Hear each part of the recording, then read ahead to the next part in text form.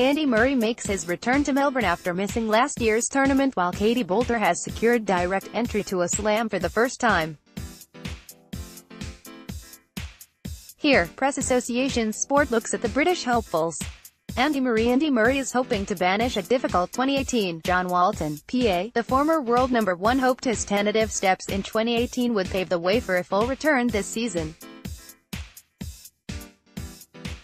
12 months after hip surgery, it remains to be seen whether Murray will ever return to peak fitness, and his appearance in Brisbane last week was not particularly encouraging, with the 31-year-old's movement still a major concern.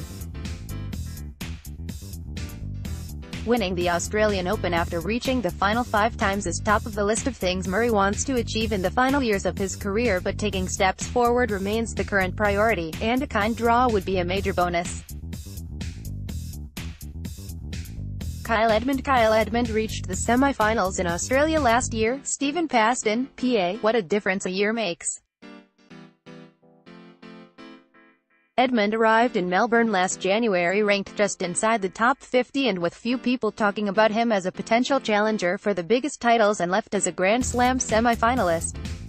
Just as importantly, the 24-year-old followed up that run with a fine season overall, including winning his first ATP Tour title in Antwerp. He must deal with the pressure of defending a huge amount of ranking points, while a knee injury that saw him pull out of this week's tournament in Sydney is a concern. Cameron Norrie continues to rise up the rankings. Ian Rutherford, PA, another man looking to build on a fine 2018.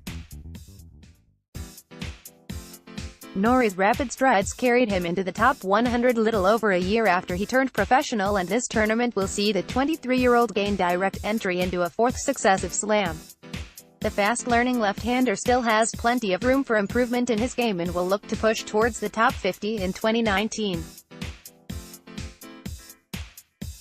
He began the season with impressive wins over Stefanos Tsitsipas and Francis Tiafoe at the Hopman Cup. Johanna Konta has a new coach, John Walton, PA. After the difficulties of last year, 2019 presents new opportunities for Konta. Flashes of her form of 2016 and 2017 were evident last season, but there was far too much inconsistency and a lack of belief in her game. The 27-year-old begins the new term when a new coach, Stan Wawrinka's former mentor Dmitry Zaviolov, after splitting from Michael Joyce. Australian-born Konta has fond memories of Melbourne Park, having reached the semi-finals 3 years ago and the last 8 in 2017. Heather Watson, Great Britain's Heather Watson will not have to go through qualifying for this year's tournament. Stephen Paston, PA, like Konta, Watson endured a difficult 2018, dropping out of the top 100 over the summer before climbing back in at the end of the season. That means, unlike at the US Open, she will not have to go through qualifying. The 26-year-old has been searching for the right balance on and off the court, and consistency remains a problem. This will be Watson's 8th straight appearance in Melbourne. Her best run was a third-round showing in 2013. Katie Boulter is hoping to impress at the Australian Open. Stephen Paston, PA, while Konta and Watson disappointed, 2018 saw a host of young British women make leaps forward, none more significant than 22-year-old Boulter. Tall with a big serve and forehand, Boulter, from Leicestershire, is hugely ambitious and made the breakthrough into the top 100 in October, having started the season at 199. She won her first Grand Slam match at Wimbledon last summer and will make her slam debut outside of SW19.